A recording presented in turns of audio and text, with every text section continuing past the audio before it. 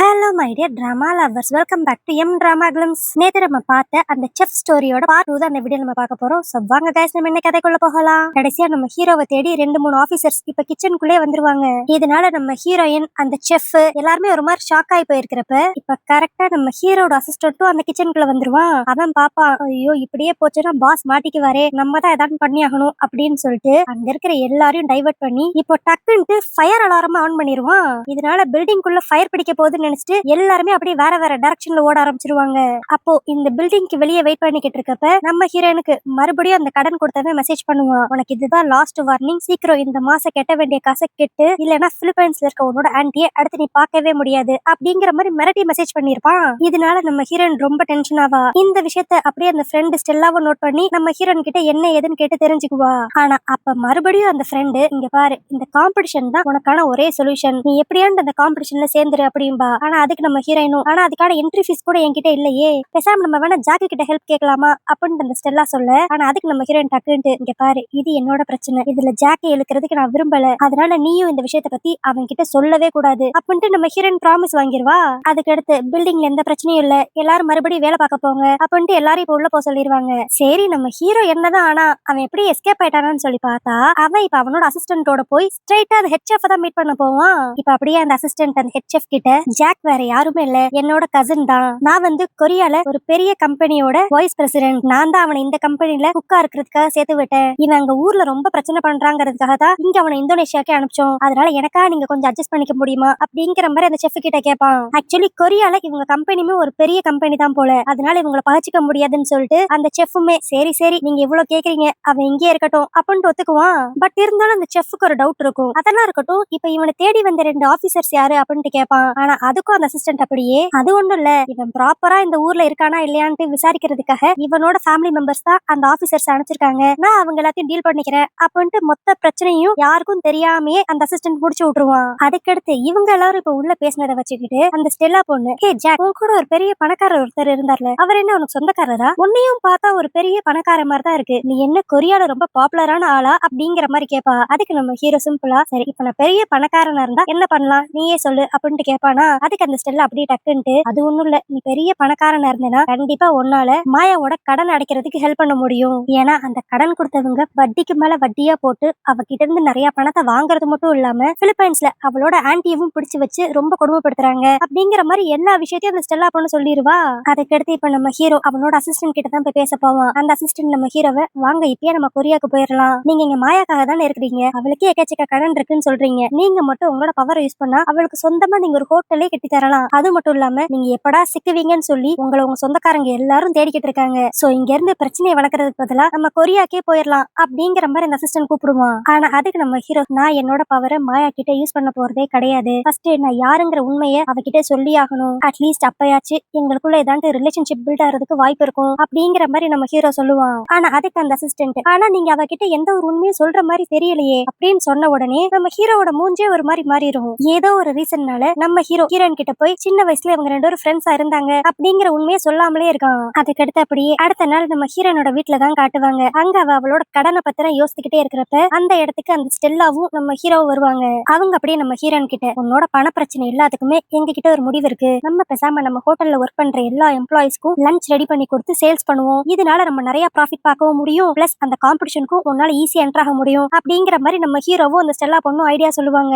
ஆனா இதை கேட்டோன்னே நம்ம ஹீரோயின் செமையா டென்ஷன் ஆயிருவா. ஸ்டெல்லா, நேத்தே உன்கிட்ட சொன்னேன் இது என்னோட பிரச்சனை, நான் பாத்துக்கிறேன், ஜாக்கி கிட்ட சொல்லாதன்ட்டு, ஆனா நீ எனக்கு ப்ராமிஸ் பண்ணி கொடுத்ததையும் மீறி எல்லாத்தையும் அவன் கிட்ட சொல்லிட்டேல அப்படின்ட்டு இவங்க 2 பேர் மேலயும் கோச்சுக்குவா. ஆனா அதுக்கு நம்ம ஹீரோ, இங்க பாரு மாயா, இது ஒண்ணு நாங்க உன் மேல பாவப்பட்டு பண்ற ஹெல்ப் கிடையாது, உனக்கு உண்மையிலே செம டேலண்ட் இருக்கு, நீ இந்த காம்படிஷன்ல எப்படியான்னு சேர்ந்தே ஆகணும், சோ அதுக்காக தான் ஒரு ஃப்ரெண்டா உனக்கு ஹெல்ப் பண்ணலாம்னு நினைச்சோம், நீயே யோசித்து பாரு, நாங்க சொல்றது உனக்கு புரியும் அப்படிங்கிற மாதிரி அவன் சொல்லிட்டு போயிருவான். அதுக்கடுத்து நம்ம ஹீரோயினும் யோசித்து பாப்பா, ஏற்கனவே இவகிட்ட நிறைய பேரு நீ எனக்கா சமைச்சு கொடுக்குறியா லஞ்சுக்கு மட்டும் அப்படிங்கிற மாதிரி கேட்டிருப்பாங்க, அதனால கடைசியா நம்ம ஹீரோவும் அந்த ஸ்டெல்லா பொண்ணும் நம்மளுக்கு ஹெல்ப் பண்ணதான் ட்ரை பண்றாங்க அப்படிங்கறது புரிஞ்சுக்கிட்டு அவங்க ஐடியாக்கு நம்ம ஹீரோயின் ஓகே சொல்லிடுவா. ஆனா அப்ப நம்ம ஹீரோயின் அப்படியே நம்ம ஹீரோவை பார்த்து, ஸ்டெல்லா எனக்கு பல வருஷமா எங்க ஃப்ரெண்டா இருக்கா, அதனால எனக்கு ஹெல்ப் பண்ணணும்னு நினைக்கிறா, நீயே என் மேல இவ்வளவு அக்கறை காட்டுற அப்படிங்கிற மாதிரி அவ கேட்க, அதுக்கு நம்ம ஹீரோ ஒரு மாதிரி சிரிச்சுக்கிட்டே, ஆக்சுவலி ஃபர்ஸ்ட் நீ தான் என் மேல அக்கறை காட்டுன, அதுக்கான பதில் அக்கறை தான் இது அப்படிங்கிற மாதிரி அவ ஒரு மாதிரி சிரிச்சுக்கிட்டே சொல்லுவான். நம்ம ஹீரோயினும் ஓகே, இவன் இங்க வந்த புதுசுல நம்ம உனக்கு நிறைய ஹெல்ப் பண்ணிருக்கோம், அதை பத்தி சொல்றான் போல அப்படின்ட்டு நினைச்சுக்குவா. அதுக்கடுத்து அடுத்து அடுத்த நாள்ல இருந்து இவங்களோட லஞ்ச் சர்வீஸ் ஆரம்பிச்சிடலாம் அப்படின்ட்டு பிளான் போடுவாங்க. அதுக்கான வெஜிடபிள்ஸ் எல்லாம் வாங்கிட்டு வந்துட்டு எத்தனை லஞ்ச் பாக்ஸ் ப்ரிப்பேர் பண்ணணும், இதை ஒரு வாரத்துக்கு செஞ்சா இவங்களுக்கு எவ்வளவு காசு கிடைக்கும் அப்படிங்கிற மாதிரி கால்குலேட் பண்ணுவாங்க. ஆனா இதை இவங்க 3 பேரும் சேர்ந்து செய்யறனால இதுல வர ப்ராஃபிட் 3 பேருமே தான் ஷேர் பண்ணிக்கணும் அப்படின்ட்டு நம்ம ஹீரோயின் சொல்லுவா. ஆனா அதுல இந்த ஜாக்குக்கும் ஸ்டெல்லாவுக்கும் பெருசா இன்ட்ரெஸ்டே இருக்காது. ஏன்னா இவங்க இதை பண்றதே நம்ம ஹீரோயினுக்கு ஹெல்ப் பண்றதுக்கு தான். அதுவும் அவ தான் மெயினா சமைக்கவே போறா. அதனால எங்களுக்கு இதுல இருந்து எந்த ஒரு ப்ராஃபிட்டும் வேண்டாம் அப்படின்ட்டு நம்ம ஹீரோவும் அந்த ஸ்டெல்லாவும் சொல்லுவாங்க. ஆனா நம்ம ஹீரோயின் ஒத்துக்கவே மாட்டா. இல்ல இது நம்ம கம்பெனிக்கு தெரியாம பண்ற ஒரு பெரிய ரிஸ்கான ஜாப், இதுல நீங்க எனக்கு ஹெல்ப் பண்ணணும்னு ஏன் கூட இருக்கீங்க, அப்பனா உங்களுக்கான ஷேரை நான் கண்டிப்பா கொடுத்தே தான் ஆவேன் அப்படின்ட்டு அவளும் ரொம்ப ஸ்டபானா இருப்பா. அதனால வேற வழியே இல்லாம எல்லாரும் ஓகே வர ப்ராஃபிட்ட 3 ஷேர் பண்ணிக்கலாம் அப்படின்ட்டு ஒத்துக்குவாங்க. அதுக்கடுத்து அன்னையில இருந்து நம்ம ஹீரோயின் சமைக்க அதை நம்ம ஹீரோவும் அந்த ஸ்டெல்லாவும் திருட்டுத்தனமா கம்பெனில இருக்கிற சில பேருக்கு டெலிவரி பண்ணிக்கிட்டு இருப்பாங்க. இதனால நம்ம ஹீரோயினுக்கும் கொஞ்சம் காசு கிடைச்ச மாதிரி ஆகும். பிளஸ் நம்ம ஹீரோயினுக்கும் ஹீரோக்கும் நடுவுல ஒரு நல்ல பாண்டிங் உருவாகிற மாதிரி இருக்கும். அப்படி இருக்கிறப்ப ஒரு நாள் நம்ம ஹீரோயின் அவங்க அம்மாக்கு பிடிச்ச ஒரு ஃபேவரட் டிஷ்ஷை சமைச்சுக்கிட்டு இருப்பாளா. இதை சமைக்கிறப்ப அவ அவங்க அம்மாவை ரொம்ப மிஸ் பண்ணுவா. அப்ப நம்ம ஹீரோ அவகிட்ட, சரி நீ உங்களோட ஊரை விட்டுட்டு வேற ஒரு ஊர்ல வந்து இருக்கியே, இதெல்லாம் நினைச்சு நீ என்னைக்கான வருத்தப்பட்டிருக்கியா, இல்ல உன்னோட லைஃப்ல இந்த விஷயம் நடந்திருக்கவே கூடாது நடந்துருச்சு அப்படின்ட்டு நீ எதாவது ரெக்ரெட் பண்ணிருக்கியா அப்படின்ட்டு கேட்பான். நம்ம ஹீரோ நல்லா யோசித்து பார்த்துட்டு, என் வாழ்க்கையில அப்படிப்பட்ட எந்த ஒரு சம்பவமும் இல்ல, நீ எது உன்னோட வாழ்க்கையில ரெக்ரெட் பண்றியா அப்படிங்கிற மாதிரி இப்ப நம்ம ஹீரோவை பார்த்து கேட்பா. ஆனா அதுக்கு நம்ம ஹீரோ சொல்ற விஷயம், எனக்கு மட்டும் இன்னொரு ஒரு சான்ஸ் கிடைச்சிச்சுன்னா யாரையும் எங்க அம்மாவை நான் ஹர்ட் பண்ண விட மாட்டேன் அப்படிங்கிற மாதிரி சொல்லுவான். இதை சொல்றப்பே அவன் ஒரு மாதிரி கண் கலங்கி தான் சொல்லுவான்.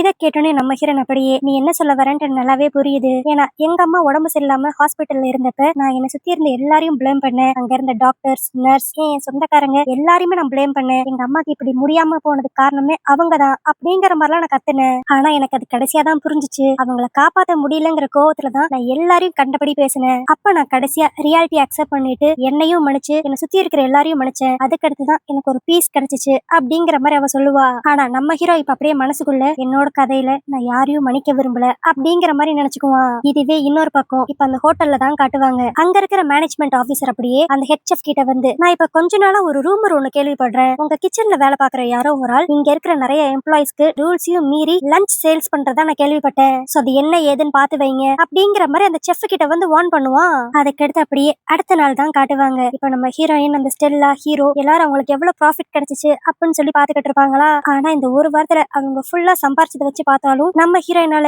இன்னும் அந்த காம்படிஷனுக்குள்ள என்ட்ராற அளவுக்கு காசு சம்பாரிச்சிருக்க முடியாது. அதனால நம்ம ஹீரோவும் அந்த ஸ்டெல்லாவும் மறுபடியும் சொல்லுவாங்க, எங்களோட ஷாரி நீ சேர்த்து எடுத்துக்கோன்ட்டு. ஆனா நம்ம ஹீரோயின் கேட்கவே மாட்டா. ஆனா அப்ப அந்த ஸ்டெல்லா கோவப்பட்டு, இங்க பாரு கொஞ்சமா பிராக்டிக்கலா பேசு, இப்போ உன சுத்தி எவ்வளவு பிரச்சனை இருக்கு, அது மட்டும் இல்லாம அந்த கடன் கொடுத்தவன் உன்னோட ஆன்டியை ரொம்ப இன்னும் டார்ச்சர் பண்ணிக்கிட்டு இருக்கான். அதனால இந்த நிலைமையில நீ நாங்க சொல்ற அட்வைஸை எடுத்துக்கோ அப்படிங்கிற மாதிரி அந்த ஸ்டெல்லா சொல்லுவா. ஆனா இதை கேட்டோன்னே நம்ம ஹீரோ அப்படியே, என்ன இன்னும் அந்த கடன் கொடுத்தவன் உன்னோட ஆன்டியை தொந்தரவு பண்ணிக்கிட்டு இருக்கானா அப்படிங்கிற மாதிரி ஒரு மாதிரி ஷாக்கா கேட்பான். அதுக்கடுத்து இப்ப அப்படியே நம்ம ஹீரோயினை பார்த்து, சரி இப்போதைக்கு நம்ம கிட்ட 2 ஆப்ஷன் தான் இருக்கு. ஒண்ணு நீ எங்களோட ஷேர்ஸ் எல்லாத்தையும் எடுத்துக்கணும், அப்படி இல்லைன்னா இன்னும் ஒரு வாரத்துக்கு இதை நம்ம கண்டினியூவா சேல்ஸ் பண்ணிதாகணும், பிளஸ் நம்மளால முடிஞ்ச இன்னும் நிறைய கஸ்டமர்ஸ் நம்ம பிடிச்சுதாகணும் அப்படிங்கிற மாதிரி இவங்க பேசிக்கிட்டு இருப்பாங்க. நம்ம ஹீரோயின் யோசிச்சுட்டு, ஓகே நான் செகண்ட் ஆப்ஷனுக்கே போறேன் அப்படின்னு ஒத்துக்குவா. அதுக்கடுத்து அப்படியே அன்னைக்கு ஈவினிங் ஹோட்டல்ல தான் காட்டுவாங்க. அங்க அந்த ஹெட் செஃப் இப்ப அப்படியே நம்ம ஹீரோயின் கிட்ட வந்து, மாயா நம்ம ஹோட்டல்ல ஒரு ரூமர் போய்கிட்டு இருக்கு, நம்ம கிச்சன்ல இருந்து யாரோ இங்க ஒர்க் பண்ற எம்ப்ளாயிஸ்க்கு எல்லாத்துக்கும் சமைச்சு கொடுக்கறதா எனக்கு ஒரு இன்ஃபர்மேஷன் வந்துச்சு, அது உண்மையா போயான்னு தெரியல, அது உண்மையா இருந்தா அது பண்றது யாருன்னு சொல்லி நீ தான் எனக்கு கண்டுபிடிச்சு சொல்லணும் அப்படிங்கிற மாதிரி சொல்லுவான்.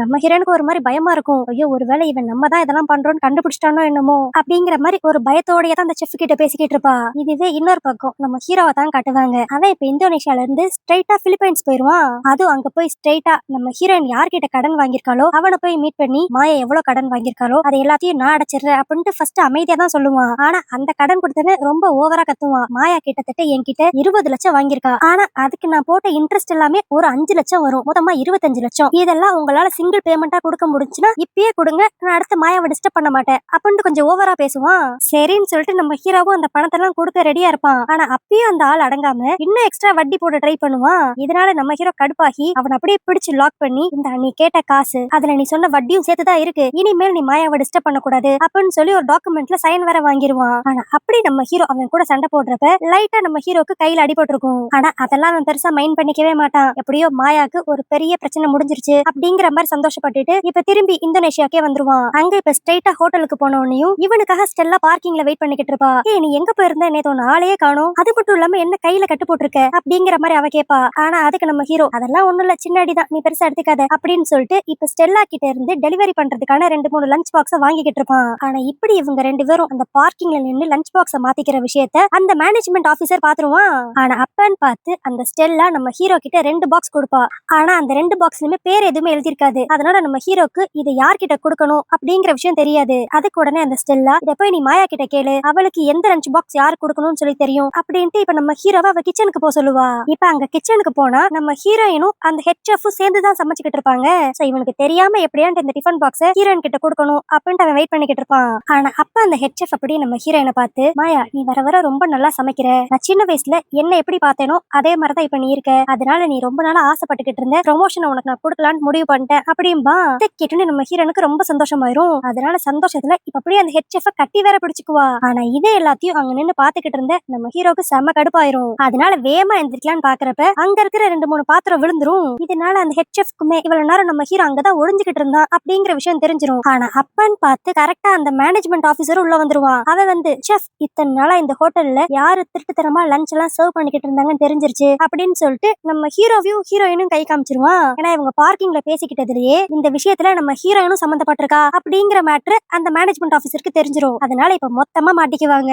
அப்புறம் என்ன, சும்மாவே அந்த செஃப் கண்ணா பின்னான்னு திட்டுவான். இப்ப இவங்க 2 பேரும் நல்லா திட்டிட்டு இதுக்கெல்லாம் மெயின் காரணம் யாருன்னு சொல்லி கேட்டா ஃபர்ஸ்ட் நம்ம ஹீரோ, நான் தான் மாயாவை இதெல்லாம் பண்ண சொன்னேன் அப்படின்ட்டு அவன் சரண்டராக. ஆனா மாட்டினா எல்லாரும் மாட்டுவோம், எதுக்கு நீ என்ன மட்டும் காப்பாத்த ட்ரை பண்றேன்ட்டு நம்ம ஹீரோயினும் இல்ல இல்ல இதெல்லாம் நான் தான் சமைச்சேன், அதனால ஃபுல் தப்பு ஏமலதான் அப்படிங்கிற மாதிரி அவ எல்லா பிளேமே எடுத்துக்குவா. ஆனா அப்ப நம்ம ஹீரோ, இங்க பாருங்க இந்த கிச்சன்ல நான் ஆரம்பத்துல இருந்து இருக்கிறது உங்க யாருக்குமே பிடிக்காது, நான் உங்க எல்லாரோட வேலையும் ஸ்லோ பண்றேன்னு நினைப்பீங்கல்ல, இதுதான் நல்ல சான்ஸ் நினைச்சுக்கோங்க, நான் இந்த இடத்த விட்டு போறேன் அப்படின்பா. ஆனா அதுக்கடுத்து அந்த செஃப் அப்படியே நம்ம ஹீரோயினை பார்த்து, நான் உன்னை ரொம்ப நம்பினேன் மாயா, நீ இப்படி பண்ணுவேன்னு எதிர்பார்க்கவே இல்லை, அதனால இனிமேல் உன்னை என்னோட கிச்சன்ல வச்சிருக்க முடியாது அப்படின்னு சொல்லிட்டு நம்ம ஹீரோயினையும் வேலையை விட்டு தூக்கிடுவான். இதனால நம்ம ஹீரோயின் அப்படியே சோகமா அவளோட திங்ஸ் கத்தி எல்லாத்தையும் பேக் பண்ணி வச்சுக்கிட்டு இருப்பாளா. அப்போ இவ கூட ஒர்க் பண்ண எல்லாருமே இவளுக்கு சப்போர்ட் கொடுக்கற விதத்துல அவங்க யூஸ் பண்ணிக்கிட்டு இருந்த சில ஸ்பெஷலான கத்தியெல்லாம் அப்படியே நம்ம ஹீரோயின் கிட்ட கொடுத்து, இது நீ எங்களோட ஃபேர்வெல் கிஃப்டா வச்சுக்கோ, நீ அந்த காம்படிஷன்ல கலந்து கண்டிப்பா ஜெயிக்கணும் மாயா அப்படிங்கிற மாதிரி நம்ம ஹீரோயினுக்கு ஃபுல் சப்போர்ட் கொடுப்பாங்க.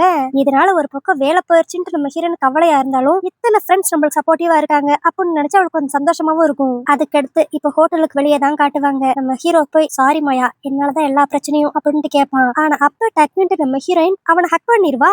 எனக்கு என்னோட சிச்சுவேஷனை பார்த்து எப்படி ரியாக்ட் பண்ணணும்னே தெரியல, ஒரே நாள்ல எனக்கு ப்ரமோஷனும் கிடைச்சு அதே நாள்ல என்னோட வேலையை என்ன விட்டு போய் ஒரு மாதிரி வாழ்க்கையே குழப்பமாயிருச்சு. ஆனா இப்படிலாம் நடந்தாலும் கடைசியில என்னோட மனசுல ஏதோ ஒரு நிம்மதி இருக்கு. சோ இந்த சிச்சுவேஷனை நான் நெகட்டிவா எடுத்துக்காம பாசிட்டிவா யோசித்து நான் ஸ்ட்ரைட்டா காம்படிஷன்ல போய் கலந்து கண்டிப்பா ஜெயிக்க போறேன் அப்படின்ட்டு இப்ப நம்ம ஹீரோயின் ஃபுல் பாசிட்டிவிட்டியோட பேசுவா. அதுக்கடுத்து அப்படியே அடுத்த நாள் நம்ம ஹீரோயினோட வீட்டுல தான் காட்டுவாங்க. அவ அந்த காம்படிஷன்ல எப்படி எப்படிலாம் சமைக்கலாம், என்னென்ன ரெசிபி எல்லாம் ஃபாலோ பண்ணலாம் அப்படிங்கிற மாதிரி குக் பண்ணி ட்ரை பண்ணிக்கிட்டு இருப்பாளா. அப்ப நம்ம ஹீரோவும் ஸ்டெல்லாவும் கூட ஹெல்ப் பண்ணுவாங்க. ஆனா அந்த டைம்ல தான் அவ நம்ம ஹீரோ கையில அடிபட்டிருக்கு அப்படிங்கிற விஷயத்தை நோட் பண்ணுவா. இதை பார்த்தனையும் நம்ம ஹீரோயின் ரொம்ப பதறி போய் மறுபடியும் அவனுக்கு ஃபுல்லா ப்ராப்பரா கட்டெல்லாம் போட்டு விடுவா. அப்போ அந்த ஸ்டெல்லா பொண்ணு, சரி இவ்வளவு ஆழமா அடிபடுற அளவுக்கு அப்படி என்னடா பண்ண, அது மட்டும் இல்லாம முந்தா நேத்து ஈவினிங்ல இருந்து நேத்து காலையில வரைக்கும் நாளையவே காணுமே, எங்க போன அப்படிங்கிற மாதிரி அந்த ஸ்டெல்லா கேப்பா. நம்ம ஹீரோ தான் நம்ம ஹீரோயினோட கடன் அடைக்கிறதுக்காக பிலிப்பைன்ஸ் போயிருப்பானே, அதை தெரிஞ்சிடக்கூடாதுங்கிறதுக்காக, அது ஒண்ணும் இல்ல என்னோட ஃப்ரெண்டு ஒருத்தன் இங்க வந்திருந்தான், அவனுக்கு ரூம் ஷிஃப்ட் பண்ணி கொடுக்குற வேலையை நான் செஞ்சேன், அப்ப பர்னிச்சர் மாத்திரப்ப இந்த அடிபட்டுருச்சு அப்படின்ட்டு போய் சொல்லிடுவான். அப்ப கரெக்டா அந்த ஸ்டெல்லா பொண்ணும் நம்ம ஹீரோயினோட போன்ல ஏதோ ஒரு மெசேஜை பார்த்து ரொம்ப சந்தோஷப்படுவா. என்னன்னு பார்த்தா அந்த காம்படிஷன்ல நம்ம ஹீரோயின் இப்போ என்ட்ரி ஆறதுக்கு செலக்ட் ஆயிட்டா போல. இதனால அவங்க 3 பேரும் செம ஹாப்பியா இருப்பாங்க. அதுக்கடுத்து அப்படியே அன்னைக்கு நைட்டு தான் காட்டுவாங்க. நம்ம ஹீரோட அசிஸ்டன்ட் கால் பண்ணி, பாஸ் உங்க அப்பாவுக்கு ரொம்ப உடம்பு சரியில்லாம இருக்கு, ஆனா இந்த சிச்சுவேஷனை யூஸ் பண்ணிக்கிட்டு உங்க அண்ணா அக்கா எல்லாருமே எப்படியான்ட்டு கம்பெனியை அவங்க சொந்தமாக்கிக்கணும்னு சொல்லி பாக்குறாங்க, ஆனா உங்க அப்பா உங்களை தான் அந்த கம்பெனியோட CEO ஆக்கணும்னு முடிவா இருக்காரு, அதனால தயவு செஞ்சு நீங்க சீக்கிரம் கொரியாக்குவாங்க, இன்னும் நீங்க எதுக்காக அங்கேயே இருக்கீங்க அப்படிங்கிற மாதிரி அந்த அசிஸ்டன்ட் கேட்பான். அதுக்கு நம்ம ஹீரோவும், நீ கவலையே படாத, மாயாவோட இந்த காம்படிஷன் மட்டும் முடியட்டும், நான் அவகிட்ட எல்லா உண்மையும் சொல்லி சொல்லிட்டு அதுக்கடுத்து நான் கொரியா வந்துடுறேன் அப்படின்பா. ஆனா அப்ப அந்த அசிஸ்டன்ட் அப்படியே, பாஸ் இங்க பாருங்க, என்ன ஆனாலும் நீங்க தான் அந்த கம்பெனிக்கு சிஓ ஆகணும். ஏன்னா உங்களை நம்பியே இங்க எக்கச்சக்க எம்ப்ளாயிஸ் வெயிட் பண்ணிக்கிட்டு இருக்காங்க. சோ அவங்களுக்காக வந்துட்டு நீங்க சீக்கிரம் வந்துருங்க. அது மட்டும் இல்லாம மெயினா இப்ப நடக்க போற குக்கிங் ஷோல எக்காரணத்து கொண்டும் இங்க கேமரா முன்னாடி மட்டும் அப்பியர் ஆயிரவே கூடாது. அதுதான் ரொம்ப மெயினான விஷயம் அப்படிங்கிற மாதிரி அந்த அசிஸ்டன்ட் சொல்லுவான். அதனால நம்ம ஹீரோவும் சரி நம்மளோட எம்ப்ளாயிஸ்க்காக வந்துட்டு நான் முடிஞ்ச அளவுக்கு சீக்கிரம் கொரியா வர பாக்குறேன் அப்படின்றான். அதுக்கடுத்து அடுத்த நாள் காலையில அந்த காம்படிஷனும் ஸ்டார்ட் ஆயிரும். நம்ம ஹீரோயினும் ஸ்டெல்லாவும் ஃபர்ஸ்ட் ஸ்ட்ரைட்டா அந்த காம்படிஷன் நடக்கிற இடத்துக்கு போயிருவாங்க.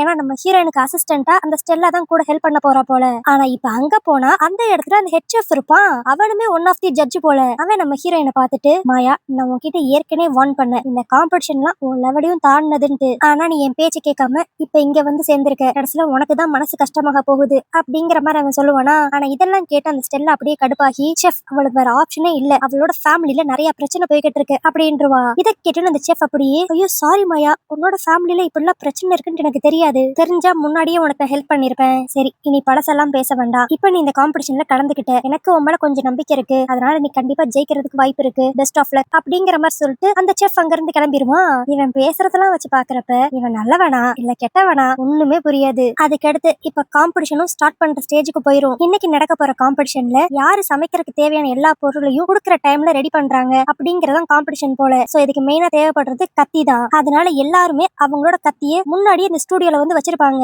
பட் அதுல இப்ப நம்ம ஹீரோனோட கத்தி மட்டும் மிஸ் ஆகும். இது தெரிஞ்சிடும் நம்ம ஹீரோயின் ரொம்ப டென்ஷன் ஆவா. ஆனா அப்பதான் அவளுக்கு ஒரு விஷயம் ஞாபகம் வரும். அவளோட வீட்டுல அவ எப்பயுமே யூஸ் பண்ற ஸ்பேர் கத்தி நிறைய இருக்கு போல. சோ அது இருந்தா அவளுக்கு ரொம்ப ஹெல்ப்ஃபுல்லா இருக்கும்னு அவன் நினைப்பா. அதனால டக்குன்ட்டு நம்ம ஹீரோ கிட்ட வீட்டு சாவியை கொடுத்து, எனக்கா அதை மட்டும் போய் எடுத்துட்டு வர முடியுமா அப்படின்ட்டு கேப்பா. நம்ம ஹீரோ யோசிப்பான், ஐயோ வீடு ரொம்ப தூரமா இருக்கே அப்படின்ட்டு. பட் இருந்தாலும் இவளுக்காக செய்யணும்னு சொல்லிட்டு வேகமா வெளியே போய் டக்குன்ட்டு ஒரு வண்டி எடுத்துட்டு நம்ம ஹீரோனுக்காக கத்தி எடுக்க போயிருவான். ஆனா இதுவே இன்னொரு பக்கம் இப்ப காம்படிஷன் நடக்கிற இடத்துல தான் காட்டுவாங்க. அந்த காம்படிஷனும் ஸ்டார்ட் ஆயிரும். ஆனா ஸ்டுடியோல வச்ச கத்தி தானே மிஸ் ஆச்சு அப்படின்னு சொல்லிட்டு அந்த காம்படிஷன் நடத்துறவங்களே நம்ம ஹீரோனுக்கு இப்ப கொஞ்சம் கத்தியை கொடுப்பாங்க. ஆனா அது அந்த அளவுக்கு ஷார்ப்பா இருக்கிற மாதிரி தெரியாது. பட் இருந்தாலும் எப்படியோ மேனேஜ் பண்ணி நம்ம ஹீரோயின் சிக்கன் வெஜிடபிள்ஸ் எல்லாத்தையும் அதிலே கட் பண்ணுவா. அப்போ இவ எப்படி இதெல்லாம் கட் பண்ணிருக்கா அப்படின்னு சொல்லி ஜஸ்ட் பண்றதுக்காக அந்த ஹெட் செஃப் தான் வருவான். அவன் அப்படியே நம்ம ஹீரோயின் கட் பண்ணி வச்சிருக்கதெல்லாம் பார்த்துட்டு, ஓகே நீங்க அடுத்த ஸ்டெப்புக்கு போகலாம் அப்படின்ட்டு கிரீன் சிக்னல் கொடுத்துருவான். இப்ப அதுக்கடுத்து இப்ப அந்த ஸ்டெல்லா பொண்ணு சிக்கன் எடுத்துட்டு வந்து கட் பண்ணணும் போல. அவளும் அந்த கத்தியை வச்சு கட் பண்ணலாம் தான் ட்ரை பண்ணுவா. ஆனா அவங்க கொடுத்த கத்தி ரொம்ப பிளண்டா இருக்கும். அதனால அந்த ஸ்டெல்லாவால ஒழுங்கா கட் பண்ண முடியாது. பட் இருந்தாலும் எப்படியோ மேனேஜ் பண்ணி கட் பண்ணிக்கிட்டு இருக்கப்ப தெரியாதனமா அவ கையை கட் பண்ணிடுவா. இதனால அந்த இடமே ஒரு மாதிரி ரத்தம் ஆயிரும். பிளஸ் அந்த சிக்கன்லயும் ரத்தம் ஒட்டிரும். ஆனா இதை பார்த்து அந்த ஜட்ஜஸ் அப்படியே, ரத்தம் பட்ட இன்கிரீடியன்ஸை யூஸ் பண்ணக்கூடாது, சோ நீங்க ஃப்ரெஷ்ஷா ஃபர்ஸ்ட்ல இருந்து செய்யுங்க அப்படின்றுவாங்க. சோ இதனால நம்ம ஹீரோயின் ரவுண்ட் 1ல இருந்து எல்லாத்தையும் ரெடி பண்ணணும். இதுல அந்த ஸ்டெல்லாக்கு வேற அடிபட்டுருச்சு. அதனால அவளை இப்ப மெடிக்கல் ரூமுக்கு கூட்டு போயிருவாங்க. சோ நம்ம ஹீரோயின் மட்டும் தனியாளா இருந்து எல்லாத்தையும் செய்யற மாதிரி இருக்கும். பாவம் இதனால நம்ம ஹீரோனுக்கு அப்படியே டென்ஷனே ஆயிரும். போச்சு நம்ம தோத்துட்டோம், டைம் வேற முடிய போகுது, நம்ம கிட்ட இருக்க கத்தியும் சரியில்லை, ஃபர்ஸ்ட் இருந்து எல்லாம் செய்யணுமே அப்படின்ட்டு யோசிச்சுக்கிட்டு இருக்கப்ப கரெக்டா இப்ப அந்த இடத்துக்கு நம்ம ஹீரோ லைஃப் சேவியர் மாதிரி வந்து வீட்டுல இருந்து எடுத்துட்டு வந்த கத்தி எல்லாத்தையும் கொடுத்துருவான். சோ இவளோட ரெகுலர் கத்தியை பிடிச்சுக்கிறது தான் நம்ம ஹீரோனுக்கு பவர் கிடைச்ச மாதிரியே இருக்கும். அதுக்கடுத்து என்ன டைம் கம்மியா இருந்தாலும் அவங்க சொன்ன எல்லா இன்கிரீடியன்ஸையும் அவ ரெடி பண்ணிடுவா. அதுக்கடுத்து இப்ப எல்லாரோட ப்ராசஸையும் செக் பண்ணிட்டு இன்னைக்கு காம்படிஷன்ல யார் யாரெல்லாம் செலக்ட் ஆனாங்க அப்படின்ட்டு அனௌன்ஸ் பண்ணுவாங்க. அதுல பார்த்தா நம்ம ஹீரோயின் தான் ஃபர்ஸ்ட் பிளேஸ் வந்திருப்பா. சோ இதனாலேயே அவ ஆட்டோமேட்டிக்கா நெக்ஸ்ட் லெவலுக்கு ப்ரோமோட் ஆயிருவா. இதனால நம்ம ஹீரோயினுக்கு செம ஹாப்பி. இப்ப இதே சந்தோஷத்தோட அப்படியே ஸ்டெல்லா போய் பார்க்கலான்னு பார்த்தா அவ கையில ஆழமா அந்த வெட்டுக்காயம் பட்டிருக்கும் போல. இதனால நாளைக்கு காம்படிஷன்ல அவளால பார்ட்டிசிபேட் பண்ண முடியாது. இது தெரிஞ்சு நம்ம ஹீரோயின் ரொம்ப அப்செட் ஆயிருவா. ஏன்னா இந்த காம்படிஷன்ல குக்குக்கு சப்போர்ட்டிவா இன்னொரு அசிஸ்டன்ட் கண்டிப்பா இருந்தே ஆகணுமா. அப்படி பார்த்தா இனி ஸ்டெல்லாவால நம்ம ஹீரோனுக்கு ஹெல்ப் பண்ண முடியாது. சோ இதனால நெக்ஸ்ட் ரவுண்டுக்கு போக முடியாம போயிருமோ அப்படின்னு நினைச்சிட்டு நம்ம ஹீரோயின் ரொம்ப ஃபீல் பண்ணுவா. அப்ப நம்ம ஹீரோ அப்படியே அவன் மனசுக்குள்ள, என்னோட ஃபேமிலி பிரச்சனை எல்லாத்தையும் நான் கொஞ்சம் ஓரமா ஒதுக்கி வச்சுட்டு இப்ப மாயாவுக்கு ஃபுல் சப்போர்ட்டிவா இருக்கணும் அப்படின்னு சொல்லிட்டு அவன் நம்ம ஹீரோனுக்கு அசிஸ்டன்டா இருக்கேன் அப்படிங்கிற மாதிரி சொல்லுவான். இதை கேட்டோன்னே நம்ம ஹீரோயின் செமையா ஹாப்பியாவா. ஆனா நம்ம ஹீரோக்கு இன்னொரு மாதிரி தயக்கமா தான் இருக்கும். ஏன்னா அந்த அசிஸ்டன்ட் தெளிவா சொல்லியிருப்பான், எக்காரத்து கொண்டு உங்க ஃபேஸ் மட்டும் கேமரால கேப்சர் ஆயிடக்கூடாது அப்படின்ட்டு. ஆனா அதையும் மீறி அவன் நம்ம ஹீரோனுக்கு ஹெல்ப் பண்றதுக்காக இவ்வளவு பெரிய ரிஸ்க் எடுக்க தயாரா இருப்பான். அதுக்கு அடுத்தபடியே அடுத்த நாள் காம்படிஷன்ல தான் காட்டுவாங்க. அப்ப நம்ம ஹீரோன் அந்த இடத்துல ரெடி ஆகிட்டு இருக்கப்ப இதே ஷோல பார்ட்டிசிபேட் பண்ற ஒரு செஃப் அப்படியே வந்து நம்ம ஹீரோயின் கிட்ட பேசுவான். என்னன்னா அவனுக்கு நம்ம ஹீரோயினை முன்னாடியே பிலிப்பைன்ஸ்ல தெரியும் போல. சோ அதனால ரெண்டு பேருமே கேஷுவலா அப்படியே அவங்க சின்ன வயசை பத்தி எல்லாம் பேசிக்கிட்டு இருப்பாங்க. அப்ப அந்த பையன், சரி மாயா என்ன நீ மட்டும் இருக்க, உன்னோட கொரியன் பாய் ஃப்ரெண்ட காணோம் அப்படிங்கிற மாதிரி கேட்பான். நம்ம ஹீரோனுக்கு ஒரு மாதிரி ஷாக்கா இருக்கும், இவனுக்கு எப்படி நம்ம கூட ஒரு கொரியன் பையன் இருக்கான்னு தெரியும் அப்படின்ட்டு. அப்பதான் அந்த பையன் சொல்லுவான், ஒன்னும் இல்ல, ஒரு வாரத்துக்கு முன்னாடி என்னோட தங்கச்சி பிலிப்பைன்ஸ்ல இருந்து கால் பண்ணிருந்தா, உன்னோட ஆன்டி கூட அங்கதானே இருக்காங்க, அவங்கள கூட ஏதோ கடன்காரன் பிடிச்சு வச்சு கொடுமைப்படுத்துறானாமே, அந்த விஷயத்தை டீல் பண்றதுக்காக உன்னோட கொரியன் பாய் ஃப்ரெண்ட் அங்க வந்திருந்தான், இந்த விஷயம்லாம் என் தங்கச்சிக்கு தெரிஞ்சு அவதான் என்கிட்ட சொன்னா அப்படிங்கிற மாதிரி இவன் சொல்லுவான். இதை கேட்டு நம்ம ஹீரோனுக்கு ஒரு மாதிரி ஷாக்கிங்கா இருக்கும். இதனால நம்ம ஹீரோனும் ரொம்ப கன்ஃபியூஸ் ஆகி இப்ப அப்படியே அவளோட ஆன்டிக்கு கால் பண்ணி கேட்டா அவங்களும் ஆமா ஒரு கொரியன் பையன் வந்து நம்ம கடன் எல்லாத்தையும் அடைச்சிட்டான் அப்படிங்கிற மாதிரி சொல்லுவாங்க.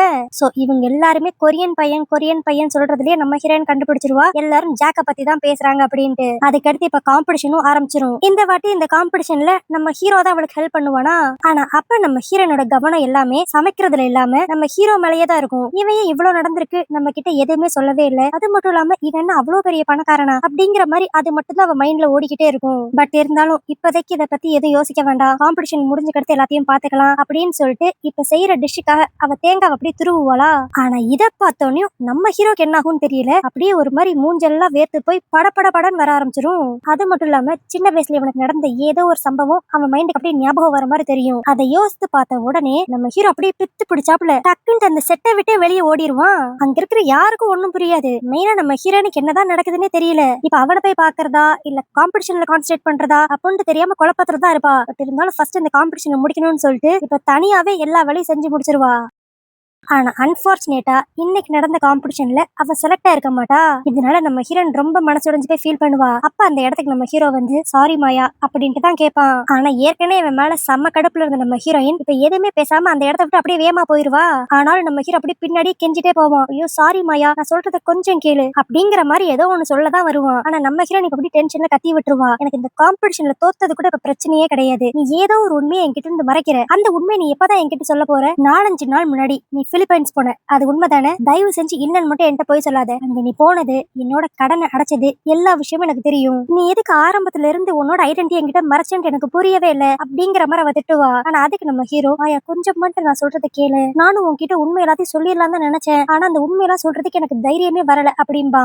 நம்ம ஹீரோனுக்கு இப்பயும் ஒண்ணும் புரியாது. நீ ஒரு பணக்காரன்னு சொல்லி என்கிட்ட சொல்றதுல உனக்கு அப்படி என்ன ஒரு பிரச்சனை அப்படின்ட்டு அவ திட்டுவா. ஆனா அதுக்கு நம்ம ஹீரோ மாயா நான் வெறும் பணக்காரன் மட்டும் கிடையாது, இன்னும் உனக்கு தெரிய வேண்டிய ஒண்ணு பேலன்ஸ் இருக்கு. என்னோட உண்மையான பேர் ஜாக்கே கிடையாது, ஹஜூன் அப்படிங்கிற மாதிரி சொல்லுவான். இத கேட்டோடனே நம்ம ஹீரோன் அப்படியே ஷாக் ஆகி போய் நிப்பா. பட் நம்ம ஹீரோ ஒரு மாதிரி சோகமா இப்ப எனக்கு உன்னை எப்படி ஃபேஸ் பண்றதுன்னே தெரியல அப்படின்ட்டு வேமா அங்க இருந்து போயிருவான். சோ இந்த பேரை கேட்டோனையும் நம்ம ஹீரோனுக்கு கண்டிப்பா தெரிஞ்சிருச்சு இவன் தன்னோட சைல்ட்ஹுட் ஃப்ரெண்ட் அப்படின்ட்டு. ஆனா இது தெரிஞ்சோடனையும் ரெண்டு பேரும் சந்தோஷமா அதே இடத்துல ஒண்ணு சேர்ந்துருவாங்கன்னு சொல்லி பார்த்தா நம்ம ஹீரோ ஒரு பக்கம் போயிருவான், நம்ம ஹீரோன் ஒரு மாதிரி ஷாக் ஆகி நிப்பா. சோ அப்படி இவங்களோட சைல்ட்ஹுட்ல என்னதான் நடந்துச்சு, இப்ப நம்ம ஹீரோட உண்மையான ஐடென்டிட்டி தெரிஞ்சுக்கிட்டான்ட்டு இவங்க சேர்றதுக்கு வாய்ப்பு இருக்கா அப்படிங்கிறது எல்லாத்தையுமே நம்ம நாளைக்கு வீடியோல பார்த்து தெரிஞ்சுக்கலாம். சோ ஓகே गाइस, இந்த கதை உங்களுக்கு பிடிச்சிருந்தா லைக் பண்ணிருங்க, ஹைப் பண்ணிருங்க, அப்படியே உங்க ஃப்ரெண்ட்ஸ் எல்லாருக்கும் ஷேர் பண்ணிருங்க. மறக்காம இன்ஸ்டாகிராம்ல என்ன ஃபாலோவும் பண்ணிருங்க. நாளைக்கு வீடியோ உங்களை பார்க்கறேன். அது வரைக்கும் பை பை.